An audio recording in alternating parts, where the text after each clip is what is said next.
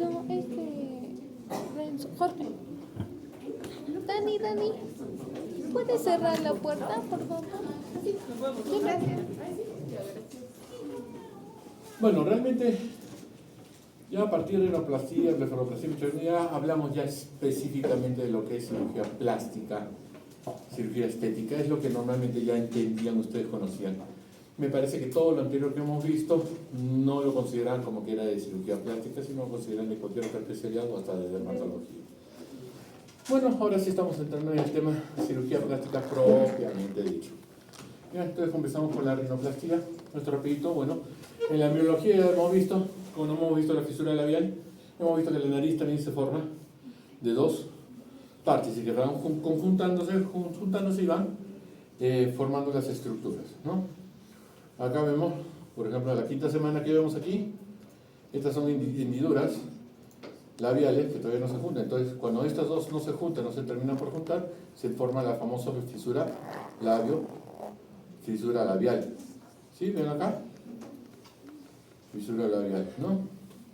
Entonces, eso es como vamos viendo. Vemos la nariz en la parte de fosas nasales. Encontramos que esta es la membrana muconasal. Acá ya se forma el paladar. Y acá que tenemos, ¿qué hueso es? Acá tenemos un hueso Böhmer. ¿Verdad? Que cuando hagamos rinoplastia, solo que ya lograron ver alguna rinoplastia conmigo, ya les he explicado más o menos cómo es todo el tipo.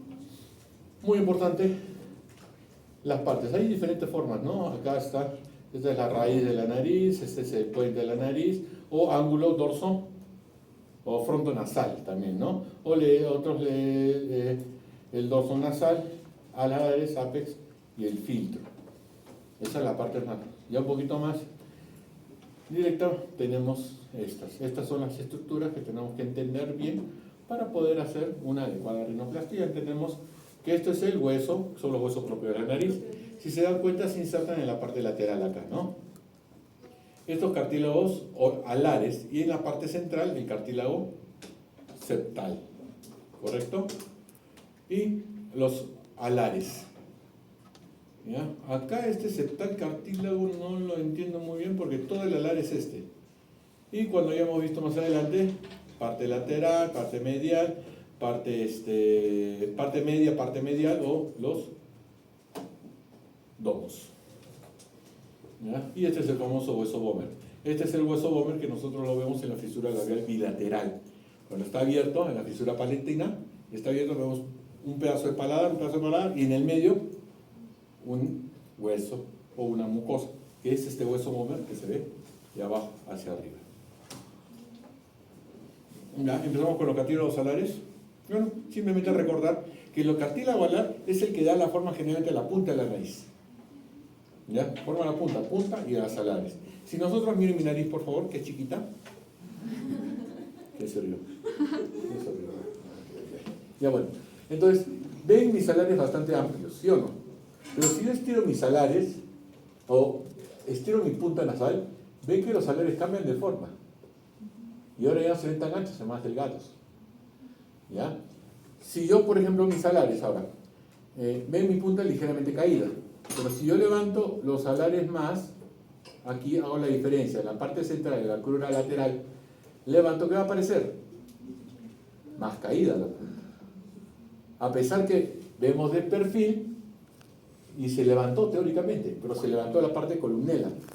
Pero los alares también se levantó más. Entonces, la diferencia entre alares y columnela hace que la punta se pueda ver caída cuando miramos de frente. Pero cuando miramos de costado, no. Porque quien predomina de costado es la columnela. Entonces, he levantado la columnela, claro. Mi nariz se ve caída, no se ve caída. Pero así, sí se ve caída. Entonces, esas son las cuestiones ópticas que tenemos que tener en cuenta cuando hagamos una rinoplastia, cuando diagnostiquemos defectos y cuando decidamos qué vamos a hacer. Y eso es lo que critico bastante con los otorrinos o algunos otros cirujanos plásticos, que piensan que con levantar solo la columnela van a conseguir una nariz levantada. Y es falso. Tenemos que lograr un equilibrio entre la columnela, ¿no?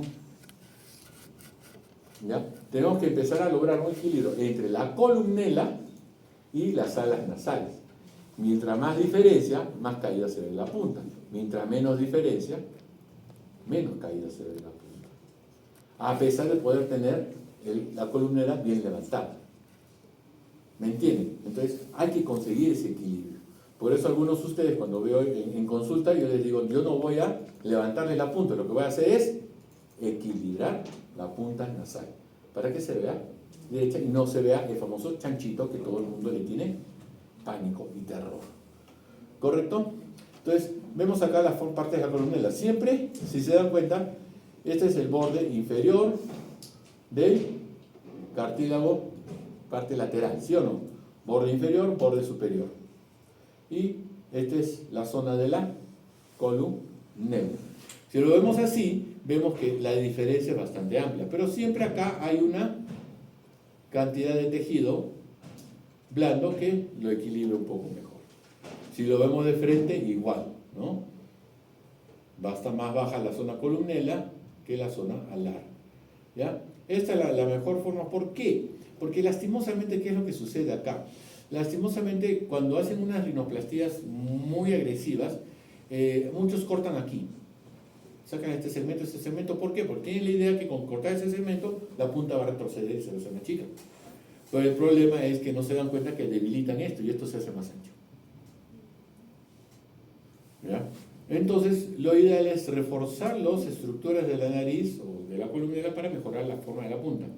Pero si empezamos a sacar demasiado, en vez de darle un beneficio, le hacemos un perjuicio.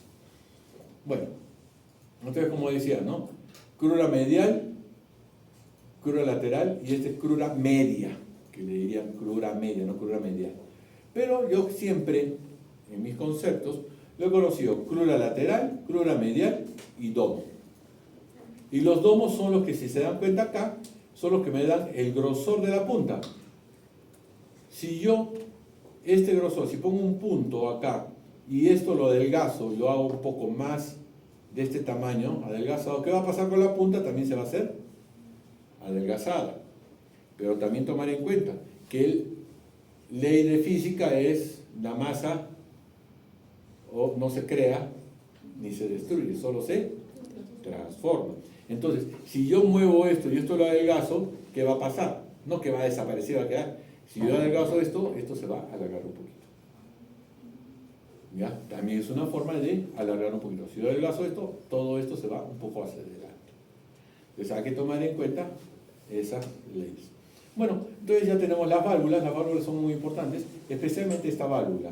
¿Qué es lo que sucede? Cuando hacen rinoplastías muy salvajes, que reducen una nariz mía y la tratan de dejar como una nariz de majo mantilla, ¿qué es lo que va a pasar? Lo que pasa es que al sacar tantos segmentos van a sacar esta parte de la válvula.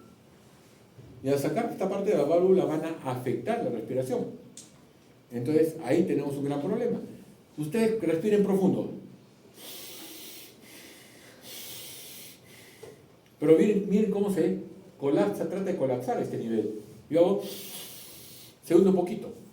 Entonces la válvula impide que se colapse. Hay una ley que, si no me recuerdo, ley de Laplace, en física, que cuando hay un flujo muy fuerte, muy rápido a través de un conducto, se tiende a crear una fuerza de compresión y se colapsa. Entonces la válvula hace que no se colapse, lo mantiene en su sitio. Cuando esas personas hacen reducciones muy radicales, poco agradables, miren cuántas, respiran profundo, quieren respirar profundo, ¿sí? Entonces acá ratito hablan y respiran bastante por la boca, ya no mucho por la nariz cuando están hablando. Porque su capacidad de respirar rápido se ha bloqueado. O van a escuchar ese cuando están respirando. Ya, está muy bonita la nariz, pero no respiran nada. ¿Correcto? Esta es la válvula. Esta es la válvula externa, generalmente dada por las fibras de la ala nasal. ¿Correcto? Listo. Los músculos ya tienen que saber. Hay músculos intrínsecos, músculos extrínsecos. ¿Sí? ¿Ya? Este músculo mirtiforme fue un tiempo toda una revolución en la cirugía plástica, porque el doctor Pitangui cortó ese músculo y logró que la nariz y la punta se levantara un poquito. Pero lo promocionó como que con eso ya no es necesario hacer cirugía de punta, porque con eso la punta se levantaba. Unos cuantos años duró esa famosa teoría hasta que se dieron cuenta que no era totalmente verdadera. ¿Ya? Pero este es el músculo que también es mirtiforme o el depresor de la punta de la nariz. ¿Ya? En anatomía, bueno, acá vemos muy bien esto. Cartílago alar, el otro cartílago alar, y este es el ligamento interdomal, también conocido como el ligamento epitandil. ¿Ya? Que es lo que generalmente, lo que han logrado ver alguna cirugía mía de punta de nariz, yo lo que hago es adelgazar esto con unos puntos, adelgazo esto con unos puntos, y con eso consigo que la punta se vea más afinada. Y le pongo una suprapunta y con eso consigo un realce de la finura de la punta, ¿no? Esto tenemos ligamento interdomal, ligamentos intercrural, ¿no? Acá, en esta parte superior. Listo. En la irrigación, la nariz es una de las zonas muy bien irrigadas, ¿no? Tenemos de la facial, de la arteria facial, salen dos arterias, una que es la labial superior, que se junta con el otro, la labial superior del otro lado, y me forman el arco. Hay un arco orbicular de los labios. ¿Ya? Esta labial superior de la arteria facial puede salir una labial superior, labial inferior, o de un tronco común puede salir una labial superior, una labial inferior. Hay varias variaciones anatómicas. Tomar en cuenta que esta labial inferior que surge una arteria a este nivel, o sea, son dos arterias, como ven acá, dos arterias, esas arterias son las arterias columnales. Bueno, de aquí sigue otra, sale una subnasal que va a ligar esta parte, y ahí continúa la arteria angular, que es la arteria terminal, ¿no? Esta arteria angular sigue y se conecta generalmente con ramas de la arteria infraorbitaria y con ramas de la arteria supratronclear. Y en la parte superior acá, esta dorsal viene de aquí y se conecta también con la supratronclear y con las ramas de la infraorbitaria. Entonces es toda una gran red vascular. Por eso es bien difícil que se necrose la nariz. Pero ¿cuál es el gran problema? Cuando nosotros invadimos el espacio donde están estas arterias, es cuando podemos destruir todo. Por eso, cuando lo que han logrado ver alguna rinoplastía, yo cuando hago la liberación me pego al cartílago. Primero, me pego al cartílago, ¿por qué? Porque en ese pequeño delgadez que hay de toda la zona nasal, por ahí pasan estas estructuras. Si yo me salgo del plano supracartilaginoso o superióstico, que ya es en hueso, si me salgo de ese plano e invado la zona de tejido blando, donde pasan todas estas estructuras vasculares, puedo destruir algún vaso y sí puedo desencadenar necrosis. ¿Ya? Como vienen varios especialistas o pseudoespecialistas, vienen a operar acá y se van, me llevan varias veces pacientes con necrosis de zonas bastante terribles, que realmente no hay forma de repararlas, de decir ya vamos a destaparle la arteria, no hay forma. Hay que hacer injertos, colgajos y muchas cosas más. Y lo que prefiere el paciente es, se van a otro sitio porque los costos son bastante elevados. Bueno, entonces, por eso es tanta importancia que yo le doy a una buena disección y una adecuada disección de la nariz, para evitar daños. ¿No? La inervación, se dan cuenta de lo que han visto en las cirugías, le pongo un punto acá, el infraorbitario, que sale por qué agujero. ¿Cómo se llama el agujero por donde sale el nervio infraorbitario? Lógica, ¿cómo se debería llamar? Agujero infraorbitario. ¿No? ¿Ya? Entonces tenemos las arterias infratroncleares, las supratroncleares, infratroncleares, estas arterias. Entonces yo generalmente infiltro esto para que toda esta zona se anestesie, ¿no? Y pueda manejarlo bien. Acá también una muy buena forma como lo enfocan, ¿no? Idealmente, si queremos hacerlo, pues este es el principal brazo, pero podemos hacer acá, a nivel cantal, y a nivel dorsal otro poquito, y con eso anestesiamos toda la nariz. Bueno. La evaluación preoperatoria, todo. Acá me estás hablando todo, ¿no? Tenemos que ver el tamaño de la nariz, la forma de la nariz, simetría de la nariz, porque el 99% de las personas tenemos la nariz asimétrica. ¿ya? Una ala nasal diferente a la otra, el torso un poquito más dobladito que el otro, el morrito que debería verse así se ve un poquito más por acá, que se ve menos por acá, es normalmente asimétrico. Y eso es algo que tenemos que explicarlo. Y algo muy importante que tienen que entender es que normalmente la nariz sigue el eje de interciliar y bermellón. Se traza una línea, tiene que ser perpendicular. Y la punta de la nariz tiene que traspasar a nivel de esa línea.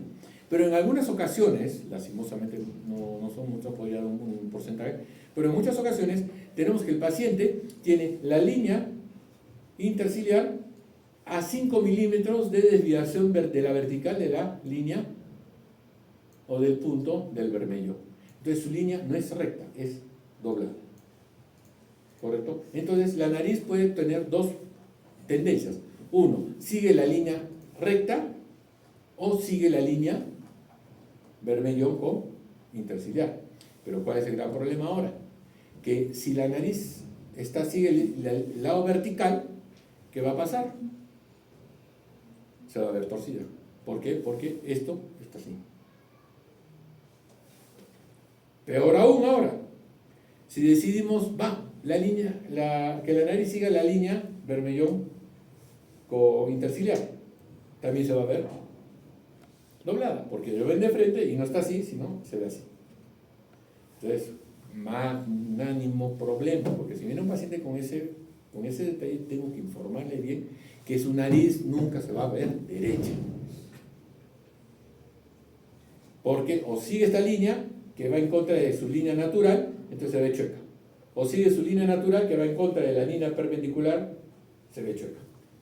Tratamos de corregir un poco, a veces nos sale tan bien que casi es imperceptible, pero es muy importante también el evaluar ese pequeño detalle, porque el paciente, si no, se va a quejar siempre de que está chueca, está chueca, está chueca, está chueca, está chueca y está chueca. ¿Ya? Y lo que está chueco es su cara, no es la nariz. Ese es el pequeño problema. ¿Ya? Si ustedes se ven entre ustedes, van a verse un ojo más grande que el otro, una ceja más levantada que el otro, un segmento del labio un poco más delgado que el otro, una oreja más baja que la otra. Siempre una imperfección, una zona de la mandíbula un poco más hipertrofiada, otra zona menos, un pómulo un poco más prominente, el otro pómulo menos prominente.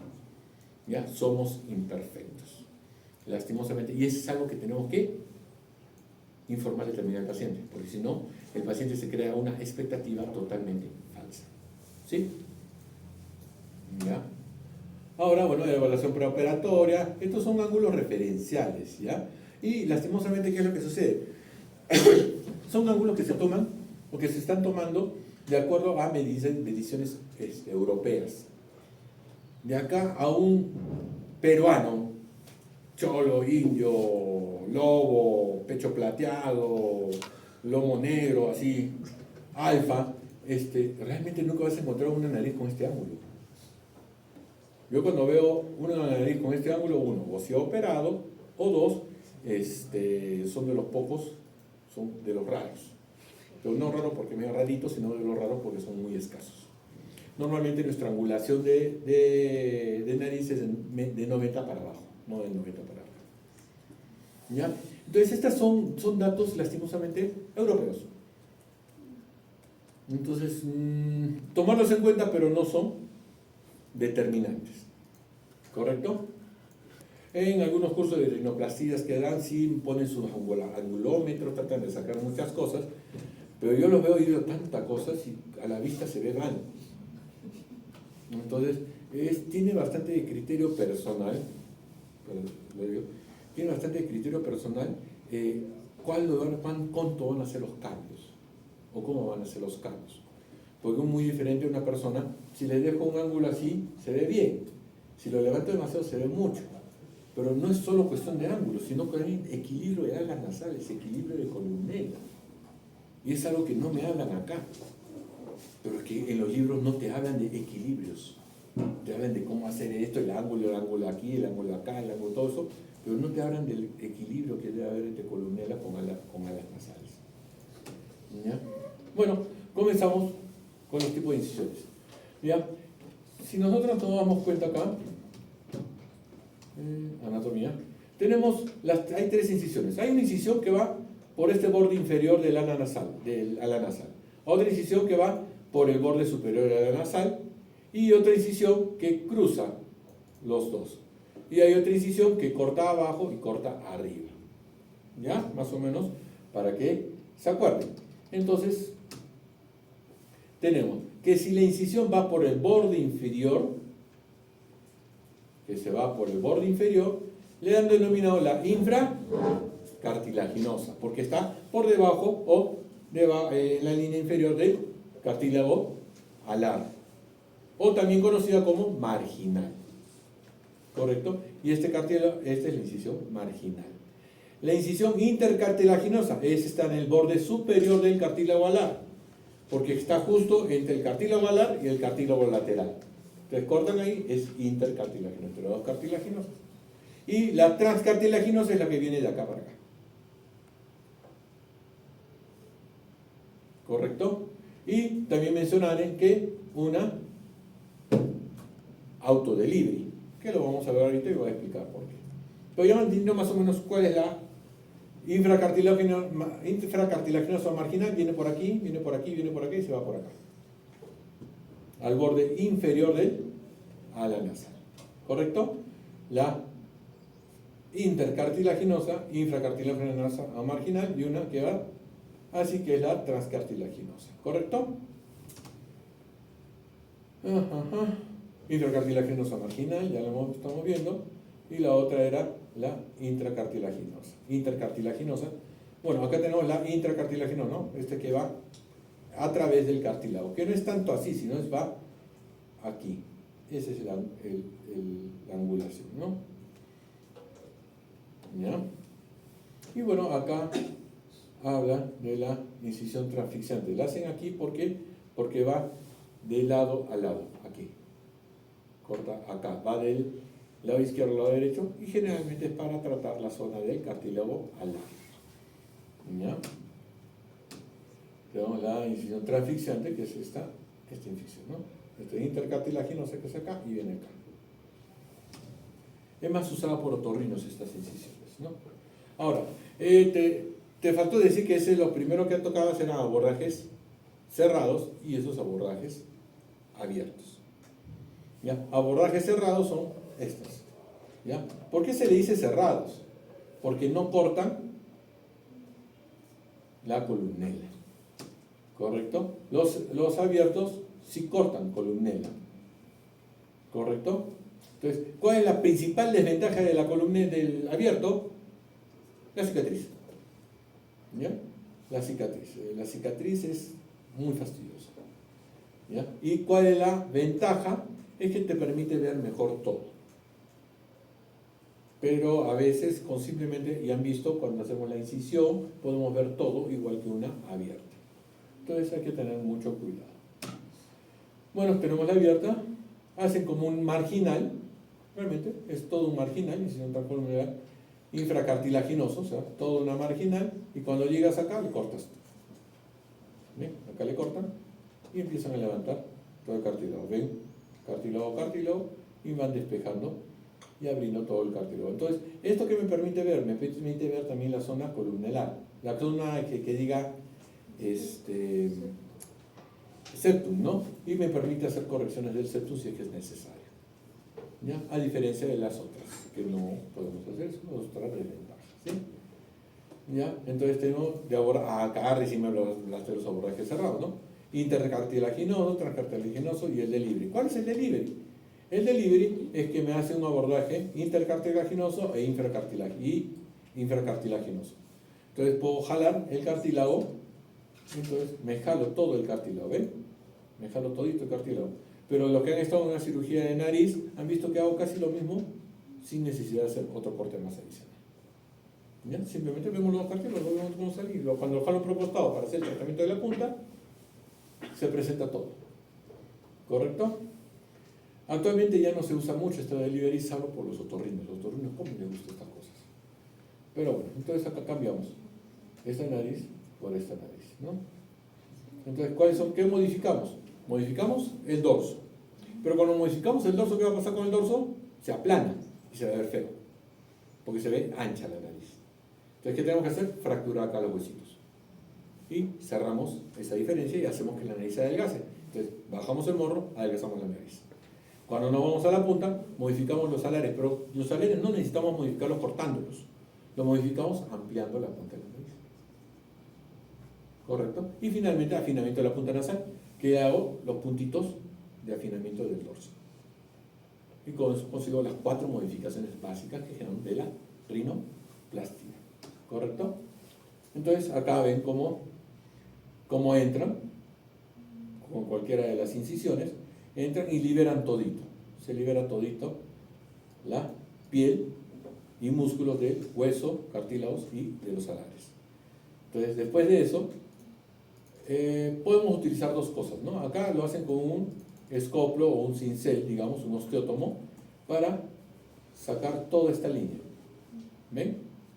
¿Qué es lo que hace con el bisturí? Acá no está muy bien indicado, pero lo que hace el bisturí es este corte primero. El corte sobre el cartílago, sobre el dorso. Y después de hacer el corte sobre el dorso, recién entra el escoplo y corta el hueso. ¿Ya? Y ya utiliza la raspa para que los bordes óseos sean más lisos. Si ustedes han visto cómo hago la rinoplastia, no uso el escoplo, porque lastimosamente, ¿qué ha sucedido? ¿Qué me ha sucedido? Principalmente, ¿no? Que en vez que me siga esta línea, se me va un poco más abajo. Entonces, me causa todo un gran problema para la nariz. Entonces yo prefiero raspar hasta que sentir que he llegado al punto que necesito. ¿Ya? Pero son características de cada uno, ¿no? De cada cirujano. Y después, como hemos bajado esto nos queda ancho y tenemos que fracturar a este nivel y a este nivel, que es también con un cincel, ¿no?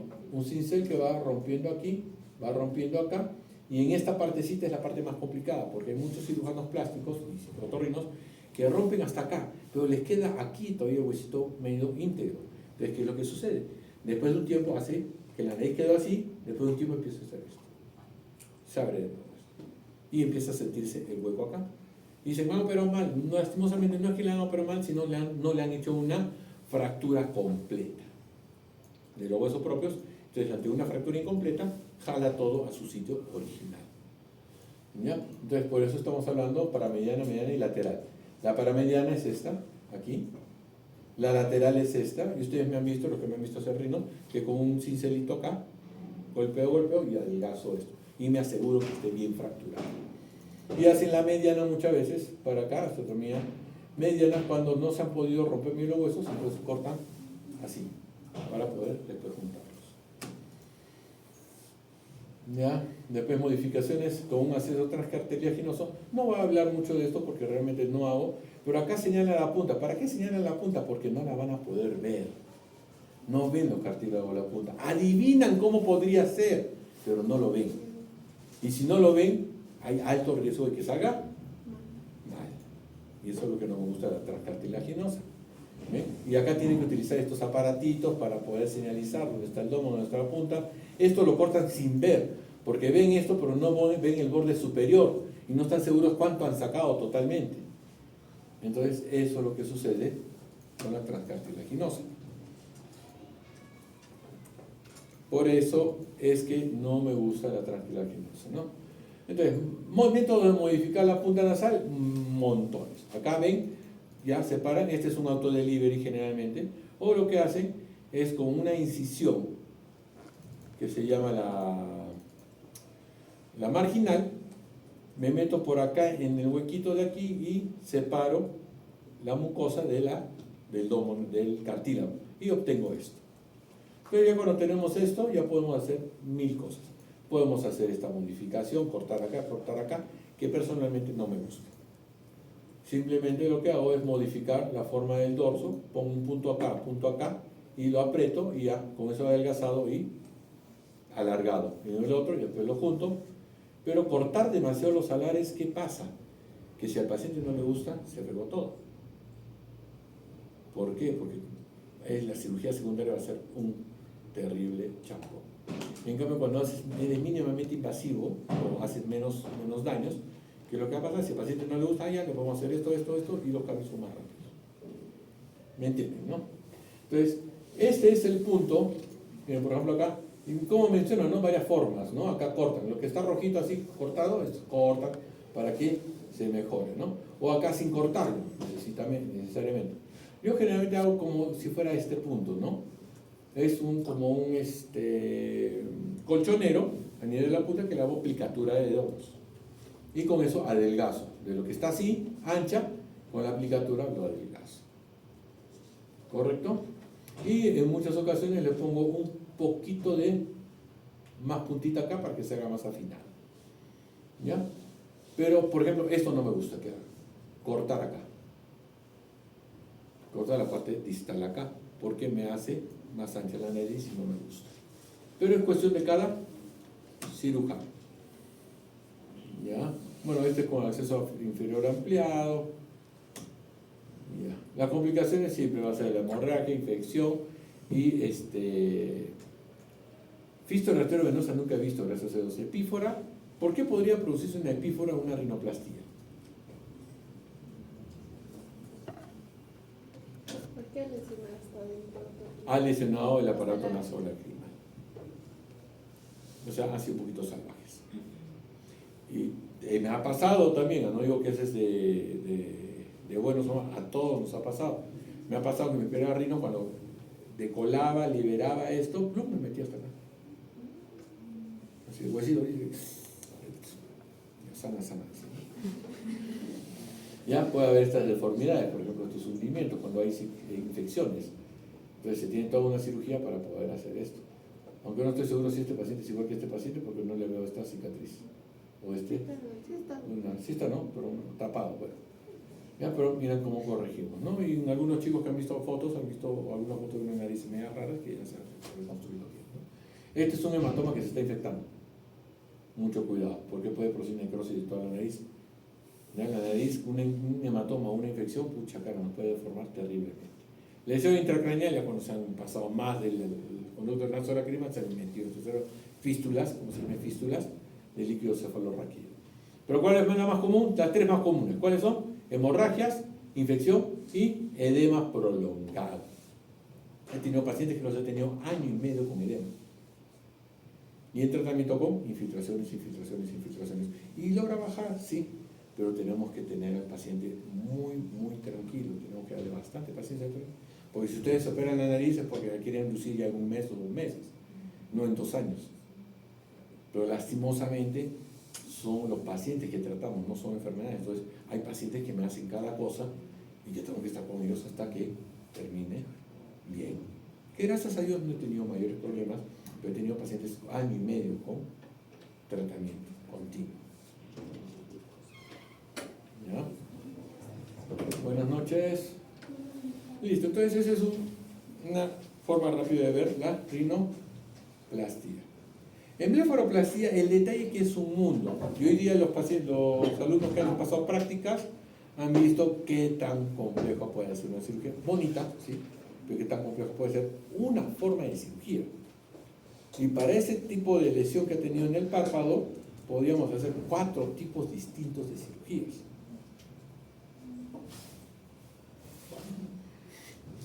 ¿Ya? Entonces, ¿cuál es el detalle? El detalle es que el párpado es todo un mundo. Pero bueno, tratamos de resumirla acá lo mejor posible y lo más dable, ¿no?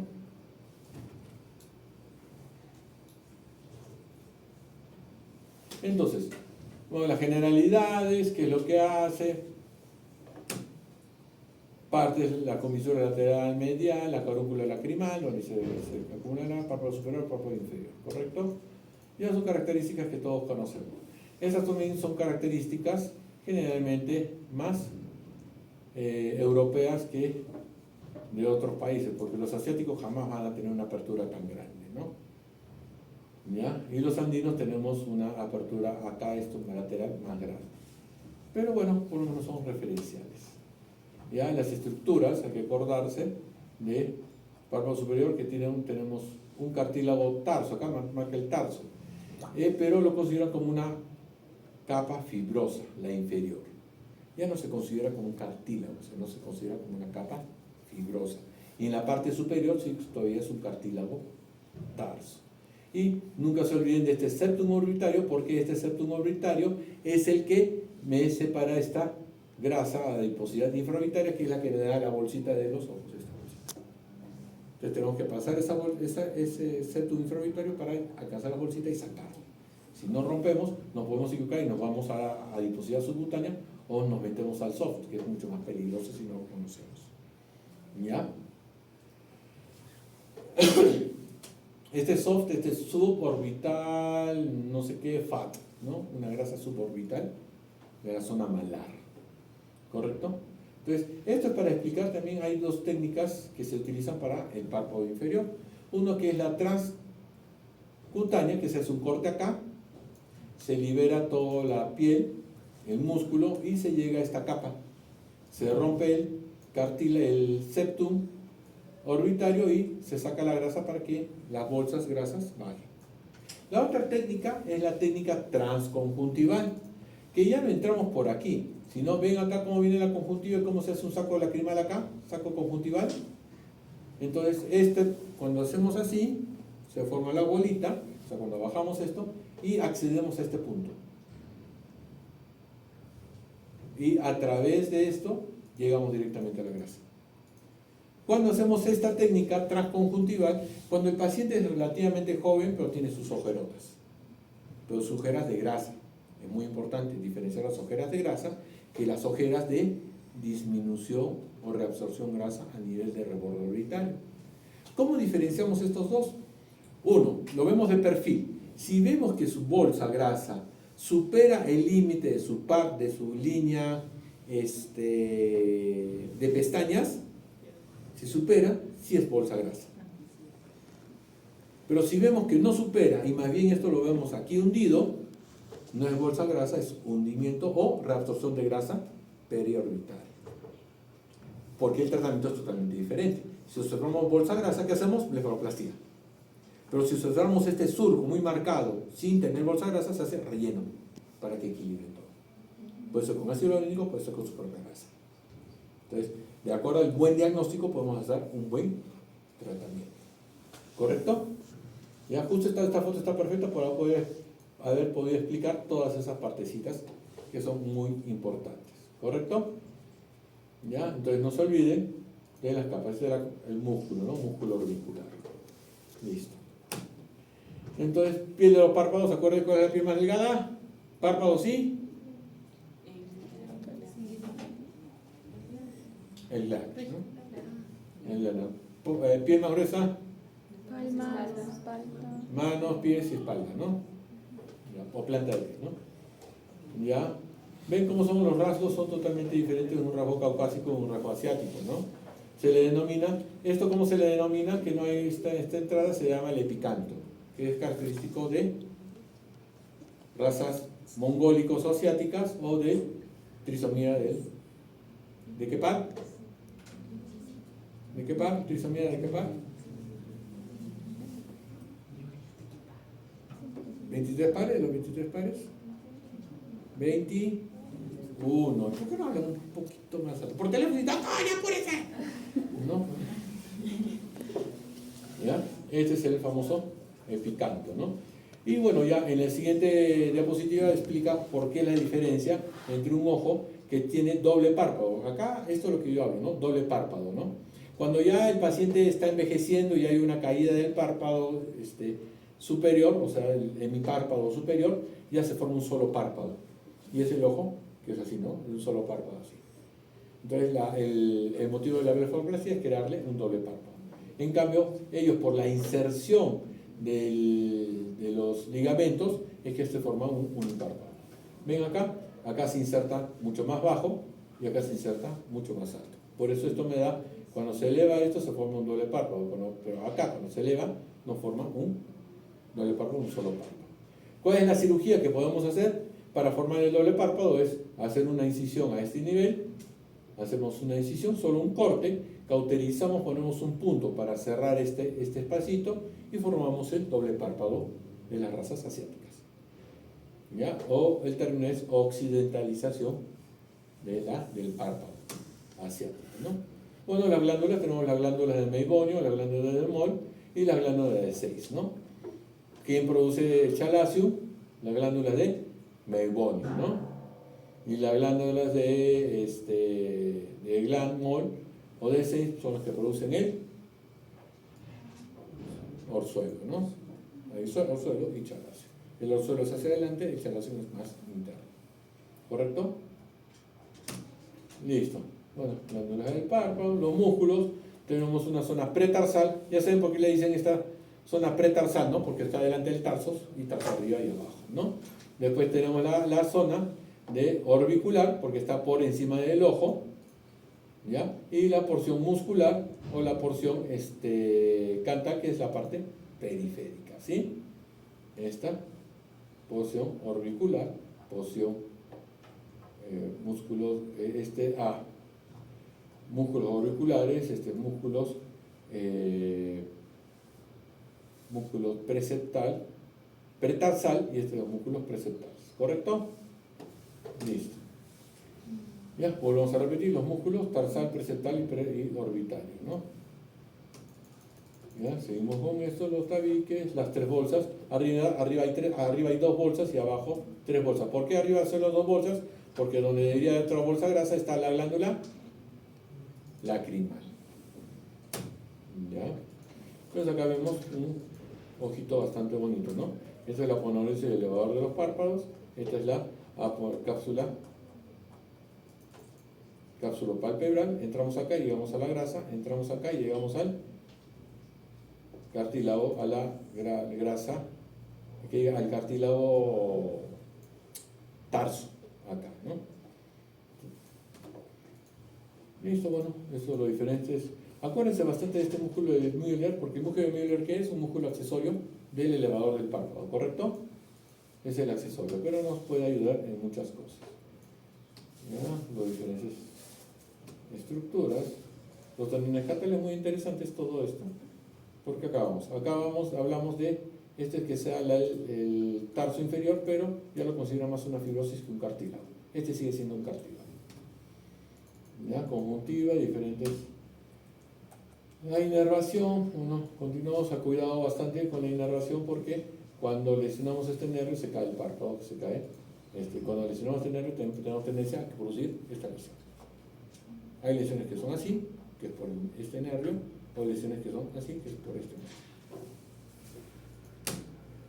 Mira, la irrigación, como se dice, irrigación por todos lados, ¿no? Puede tener también mejor irrigación.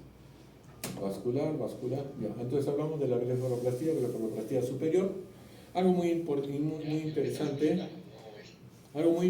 la blefaroplastia superior.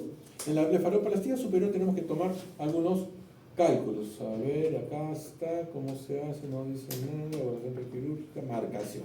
Esta es la parte de la marcación, es muy importante. Estos 10 milímetros generalmente coinciden. Ustedes cuando cierran el ojo, vean a sus compañeros con un ojo cerrado, van a ver que se forma una línea por encima de la línea de las pestañas, que cuando lo abrimos se desaparece, cuando cerramos aparece esa línea. Esa línea generalmente mide este tamaño, es este tamaño. En la mayoría de personas es esta línea. ¿Ya? Entonces esta línea se marca fácilmente. Y esta línea también, en la mayoría de personas, cuando nosotros abrimos y miramos hacia arriba, se forma un plieguecito acá arribita. Entonces si marcamos ese plieguecito, generalmente coincide con esta línea. ¿Ya? Esas son una forma rápida de marcar si no tienes un centímetro. ¿Ya? Pero con un centímetro generalmente calculamos de la línea inferior de la ceja, calculamos entre 10 a 12 milímetros. Pero acá 10 a 12 milímetros en toda su extensión. Aquí, acá, aquí, acá. Pero cuando es para la marca inferior, es 10 milímetros en la parte central, 5 milímetros en la cantal interna y cantal externa. Cantal interna y cantal externa, 5 milímetros. ¿Ya? Eso es algo que tengo que tomar en cuenta, por si acaso. Y generalmente ya esta línea se marca generalmente de acuerdo a la piel sobrante. ¿Ya? Es sencillo, se corta. Si hay mucha grasita, se perfora el septum y sacan las grasitas. Si no hay mucha grasita, simplemente cortas y cierras. Es relativamente sencilla la técnica aquí, ¿no? Bueno, tenemos esta grasita muy interesante, protrusión. La tosis de cejas, eso es muy importante a tomar en cuenta. ¿Qué es lo que sucede? Mírenme, yo tengo mis hojas en su sitio, ¿correcto? Por lo tanto, mis párpados no se ven tan caídos, ¿correcto? No tengo tanta blefarocalacia. Pero ¿qué pasaría si mis cejas estarían caídas? Miren cómo cambian mis ojos. ¿Ven? cómo cambia. ¿Por qué? Porque hace que la piel sobre y caiga sobre mis ojos. ¿Cómo cambia? Entonces, ¿qué es lo que pasa? Hay muchos pacientes que vienen con el problema, doctor, quiero que me hagan una blefaroplastia. Pero su problema no es que tengan mucha flacidez, puede ser que tengan mucha flacidez, pero también tienen problemas que el párpado lo tienen caído. Y si tienen el párpado caído, ¿qué va a pasar? Y hacemos la blefaroplastia, que lo que vamos a hacer es acercar la ceja a las pestañas, pero sin conseguir mayor mejora en su apertura ocular. Entonces, hay que evaluar bien esa parte, la ceja. Si la ceja está caída, hay que levantarla primero antes de determinar la blefaroplastia. Por eso tenemos que hablar de todo esto. Bueno, esto es la blefarocalacia, es la laxitud de la piel, ¿no? La dermatocalacia es cuando la laxitud es muy severa, como esta paciente, que ya no puede, a pesar de que levanta las cejas así lo máximo, no puede levantar tanta piel, ¿no? ¿Ya? Y este es un tema muy interesante, es la hipertrofia orbicular. ¿Ya? Esta hipertrofia orbicular es muy común en bastantes pacientes que piensan que tienen que ser operados de blefaroplastia, y lo que en general podemos colocar un poquito de botox acá, botox acá, y se aplana y me da este resultado sin haber hecho ningún tipo de cirugía. ¿Ya? Por eso es importante una adecuada evaluación para determinar qué vamos a hacer, ¿no? Mira, si tenemos una ceja caída, esta ceja levantada, miren cómo esta ceja hace que su ojo se vea bien, pero esta ceja caída hace que su ojo se vea mal. ¿Cómo sabemos dónde tiene que localizarse? La localización de la ceja tiene que estar al nivel del borde orbitario superior. A ese nivel tiene que estar. Si está más abajo, ya la ceja está cayendo y significa que el párpado va a caer. ¿Ya? El párpado senil significa, ¿qué es lo que pasa con este párpado senil? Ha perdido la fuerza. Esta zona que hablamos de la fibrosis ha perdido fuerza y se ha hecho muy laxa. Entonces se empieza a caer y se forma un ectropia. La evaluación, el pinch. Este es el pinch, es muy importante. Para determinar si es que va a ser con corte o sin corte. O sea, va a ser transconjuntival o se va a ser transcutánea. Si nosotros hacemos este pinch y queda más de 2 segundos formándose la arruga, hay sobrante de piel. ¿Correcto? Si tocamos, inmediatamente se recupera, no hay sobrante cutáneo. Entonces, eso me dice, si no hay sobrante cutáneo, ¿qué tengo que hacer? La transconjuntival. Pero si hay sobrante cutáneo, ¿qué tengo que hacer? La transcutánea. O sea, con corte externo. ¿Ya? Más o menos esa es la evaluación, ese es el tono palpebral. Principalmente, y esta evaluación se hace más en el párpado inferior que en el inferior. Que en el superior. En el inferior, porque en el superior es cortar y cerrar. Es rapidísimo. Mucho más simple. Bueno, ya vimos la marcación, cómo lo cortan y cómo lo cosen. No pueden hacerlo con intradérmicos, con dérmicos, de cualquier manera que lo quieran. La inferior sí es un poco más dificultosa que sacar la grasa. Antes hacíamos este corte. ¿Ven cómo hacen? Como una media luna.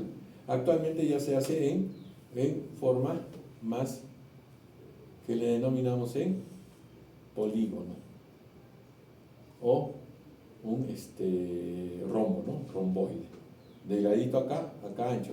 Antiguamente que era todo de acá ancho. ¿Se dan cuenta, no? ¿Ya? Y cuando sacamos esto, en vez de cerrarlo, primero verificamos si es necesario sacar la grasa o no. ¿Ya? De acuerdo a la cantidad que tenga. Esa es la transcutánea. Y la transconjuntival, como les dije, hacen esto y ven esta partecita y cortan ahí. Generalmente la transconjuntival no le pongo puntos. Luego 1 o 2 cortecitos pequeños de menos de 1 centímetro, de medio centímetro, y a través de eso saco la grasita y no hago puntos. Por lo general. Ya, los cuidados postoperatorios, esta es la parte más difícil porque hay pacientes que me hacen cada cosa. He tenido pacientes que me han venido y me dicen, doctor, no sé qué ha pasado, pero después de 2 semanas se me ha abierto la herida. Después de 2 semanas, ¿cómo se puede abrir? Y dice, y ya te voy a contar la historia. Sí, que no, solo salí con mis amigas a hacer una cosita, y esto, lo otro, volví, me cuenta todo superior a toda la historia, todo lo que he hecho, y después no sé cómo me he dormido. ¿Qué habrá hecho? ¿Se habrá dormido así? ¿Se habrá dormido así? Pero me aparecen con sus líneas abiertas. Entonces, lo peor de todo es que me llaman de otras ciudades. Doctor, ¿y qué puedo hacer? Tiene que venir acá para resolverlo. Ay, doctor, ¿no va a tener otro médico por acá? Ah, sí, el que quieras, pero te va a cobrar, ¿eh? Ay, doctor, pero ¿no lo puede asumir usted? No, porque es tu responsabilidad, no es mi responsabilidad. Entonces hay que tener mucho cuidado, ¿no? El maquillaje hay que tener mucho cuidado con todo eso, ¿no? ¿Forma cómo lo cierran? Mira, acá he puesto puntos simples, yo hago puntos subjet, hay otros que ponen puntos intradermos, ¿no? ¿Y cuál es el mejor punto que tienen que usar? Con el que les sale mejor, o con el que tiene mejor acabado. ¿Ya? En el tiempo ustedes mientras suturen vayan haciendo, van a decir, ah, ya no, yo prefiero puntos simples. No, a mí me gusta el punto subjet. No, a mi hijo le gusta el punto intradérmico. Cada uno le gusta su forma porque siente que así le queda mejor. ¿Correcto? La complicación es el más terrible, es esta hiperpigmentación de los párpados. Cuando se forma un pequeño hematoma se hiperpigmenta. Y entonces en ese caso, ¿qué tenemos que usar? Yo utilizo bastante o indico bastante el Tranaxix o ácido tranexánico. Porque ¿qué es lo que hace el ácido tranexánico? Inhibe la producción de melanina a través del melanocito. Entonces, impide que se pigmente más. ¿Ya? Porque hay pigmentación por inflamación. Entonces, si yo corto esa pigmentación por inflamación rápidamente con el ácido tranexánico, ya no se pigmenta mucho. Pero si ya permito que sea pigmentado, cuando lo utilizo ya tardíamente, ya no obtengo mucho resultado. Por eso el ácido tranexánico lo utilizo como un preventivo para hiperpigmentación cuando se caen unas zonas. Y se ve feo, parecen pandas. Doctor, ¿cuándo sabe pintar esto? Pucha, que uso diferentes medicamentos, nada. Pero cuando he llegado a usar el ácido tranexánico, me ha ayudado bastante que no se pigmente. Pero a evitar que no se pigmente, no despigmentar, son dos cosas diferentes.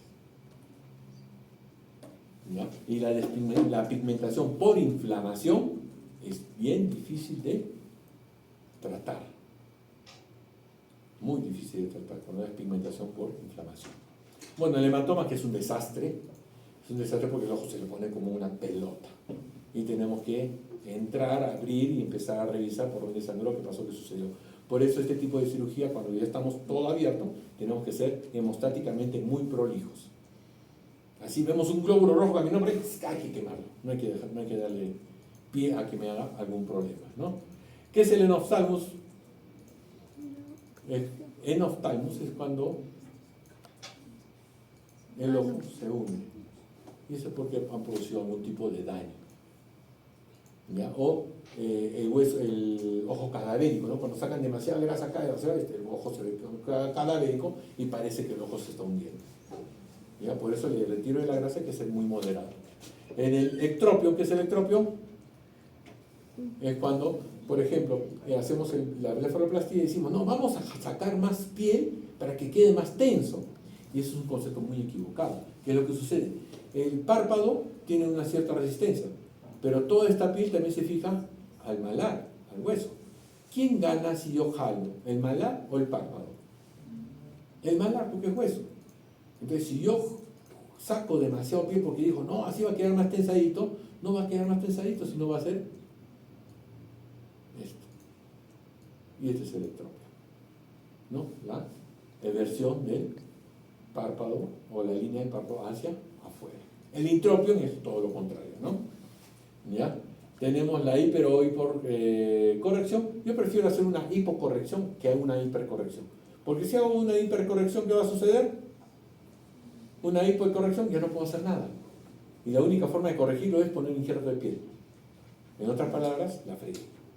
Si hago una hipocorrección, ¿qué va a pasar? Le hago su retoque y listo, solucionado el problema. Entonces, sean cautos. En cirugía plástica hablamos bastante del que hacen mientras menos más. O sea, mientras menos recorte, mientras menos daño hagas, tienes más posibilidades de corregirlo y mejorarlo. Pero cuando haces mucho, ahí ya te fregaste, porque ya como corriges algo que le falta, tienes que poner. Entonces tienes que hacer injertos, colgajos, cosas mucho más complejas. ¿Sí? ¿Qué es el oftalmus?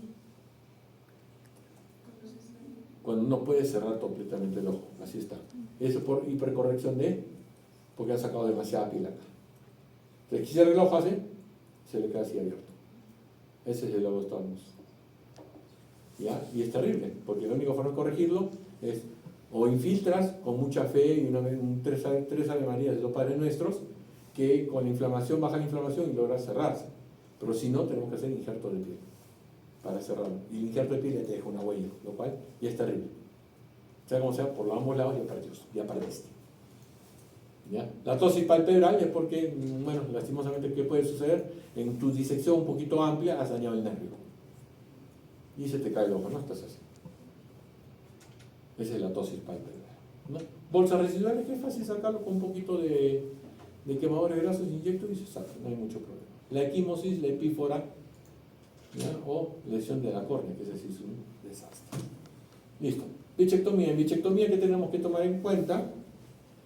¿Ya? En bichectomía tenemos que tener en cuenta que la bichectomía no se está en la zona del cachete, sino tiene una zona temporal, una zona pterigoidea y una zona auricular o retroauricular. Entonces son varios segmentos. La que más sacamos es la zona de la mejilla, pero es una bolsa que viene en todo este sentido. ¿Correcto? Ya tiene varias zonas. ¿Ya? Generalmente esta es la que sacamos. Esta no la tocamos, ni esta de atrás acá. Solo sacamos esta. Y si se dan cuenta, ven el músculo cigomático mayor, cigomático menor, y justo debajo del cigomático se encuentra esto. ¿Ya? Ahora, mucho hablaba de qué es lo que pasa, y esto es lo que pasa. Y esa es una imagen muy clara. Lógicamente, esto es un rostro bastante femenino, bonito, ¿sí o no? Pero no quiere estos voces. Se hace bichectomía, perfecto. Bajó esto, bajó lo que está debajo del malar, ¿correcto? Pero no baja esto. Acá está mal el dibujo porque ha hecho que se ha bajado esto no baja. Esta parte no baja. Lo que baja es esto. Pero, si ustedes ven bien, esta es una cara muy femenina y esta es una cara de travesti. Con todo respeto. Pero realmente ya se ve una cara de travesti. Ya no es un rostro adecuado. ¿Qué es lo que sucede? Hay que indicar bien la bichectomía. No es que a todos le vamos a hacer bichectomía, porque lo que hace la bichectomía principalmente te adelgaza esto, pero adelgazarte esto, no esto. Esto. Hace que tus pómulos sean más resaltados. Entonces, si tenemos un paciente que tiene sus pómulos ya resaltados y quiere hacerse una bichectomía, vamos a crear un esqueleto. ¿Ya? Unos grandes pómulos y sin nada de esto. ¿Me entienden? Entonces, hay que evaluar bien, porque vienen pacientes y dicen, doctor, vengo a que me hagan mi bichectomía, lo vean, no te conviene. Pero doctor, no te conviene. Pero no te conviene, no te va a quedar bien. Entonces, hay que saber decirle no al paciente. De las cosas más difíciles que van a tener ustedes en cualquier rama es decirle no al paciente. Si son pediatras, decirle a la mamá, no necesita antibióticos. Pero doctor, lleva 2 días con fiebre, mi hijo se va a poner mal, le va a dar monía, le va a dar esto, me ha dicho, mi vecina le ha dicho que tiene antibióticos, tú tienes que ser no antibióticos. Y cuando sale la paciente, ¿qué va a decir? Qué pésimo pediatra este que no me ha dado antibióticos. ¿No? Lastimosamente, el decirle no al paciente es muy difícil. Porque muchas veces me vienen al consultorio pacientes ya decididos a operarse de algo que han decidido ellos, que ni siquiera han consultado conmigo. Y yo les tengo que decir, no, esto no lo vamos a hacer. Te va a quedar mal, te va a quedar feo. Si a pesar de las advertencias dice, quiero hacérmelo, bueno, te lo hago, pero no cumplir esta advertencia. Y todo escrito en historia. Nunca se olvide, todo siempre tiene que estar bien. Entonces, ¿qué es lo que hace la bichectomía? Disminuye la grasa o el bulto que está por debajo del malar. No te baja los cachetes, por si acaso, no baja esto, baja esto. ¿Sí? Muy importante.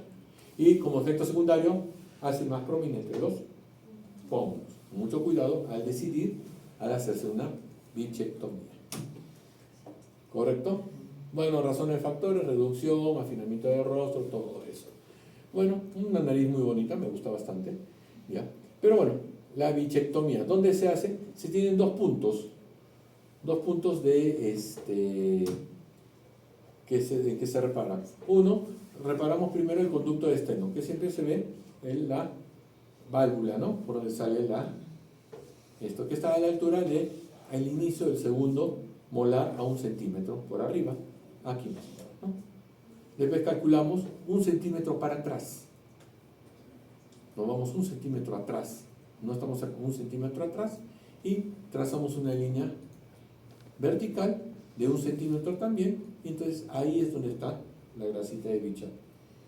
Pero una forma, como dijo también su compañero, cómo podemos detectarlo, es que apretamos acá, aquí. ¿Ven dónde apretamos? Acá. ¿Estoy apretando acá? No, acá termina mi malar, mi hueso, bajo, acá está. Y acá sentimos como una angulación, que es justo la angulación que da la rama vertical del hueso de la mandíbula. Y justo se forma el ángulo. ¿Sienten? Ahí, aprietan ahí y sienten cómo adentro se forma. Están abultando ahí. Entonces ahí es donde hacemos el cortecito de máximo 1 centímetro. No jales así, no jales así. Simplemente aprieta. Aprieta y se siente. Y tocan con su lengua y sienten cómo se abulta, ¿no? Entonces así hacemos el corte. ¿Cómo diferenciamos que si es la glándula de Bichat o no es si es el hueso de Bichat o no es la grasa de Bichat? ¿Cómo la diferenciamos? Cuando nosotros logramos entrar a la grasa de Bichat y abrimos el huequito, la grasita se sale solita, como que se explota, la sale solita. Y la cojo con la pinza y solita va saliendo. Solita va saliendo, no hay mucho problema. Pero cuando no es la grasa de Bichat lo que han cogido, lo que han detectado, no va a salir solita. Entonces no se desesperen en tratar de sacar esa así la Bichat. No. Y segundo, la grasa de Bichat sale como si fuera un lipoma. Bien parejo. No sale como grumitos de grasa no, sale como un lipoma.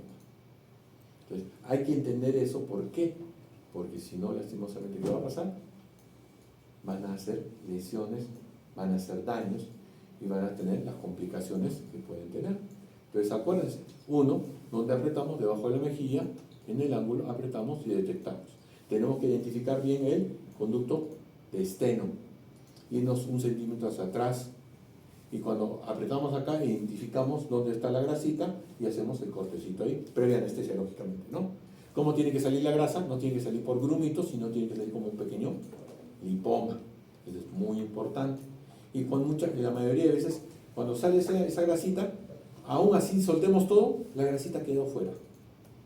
Entonces, eso me indica que si estás en el Bichat, entonces ya va jalando, hasta lograr sacar lo que necesites sacar. ¿Ya? ¿Correcto? Complicaciones, la típica: hematomas, abscesos, parestesias, trismus temporal, pero lo más que secuelas es una super complicación, parálisis facial.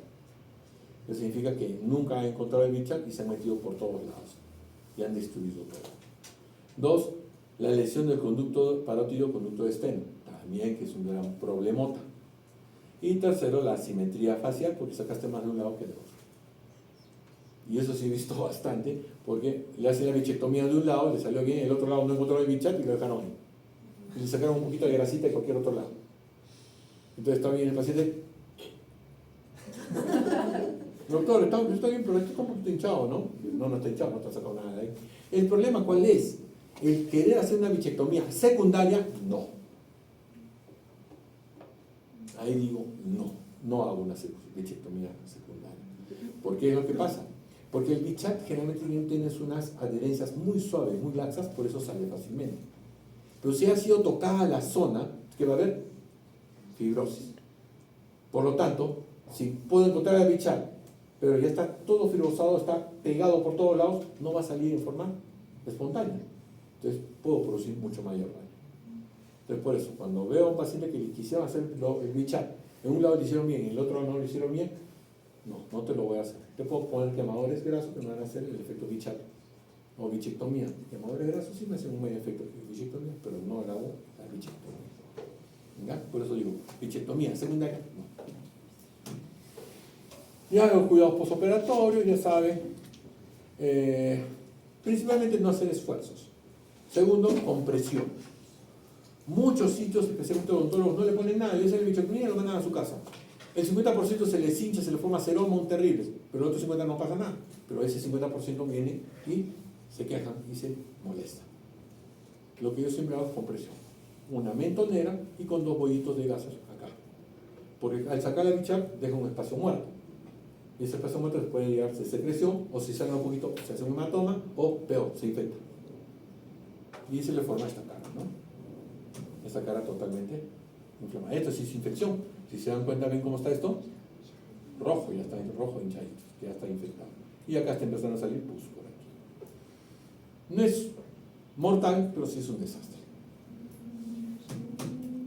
Listo. ¿Alguna duda, miedo, temor, pánico, terror? No. Comienza la exposición. Tienen 1 hora.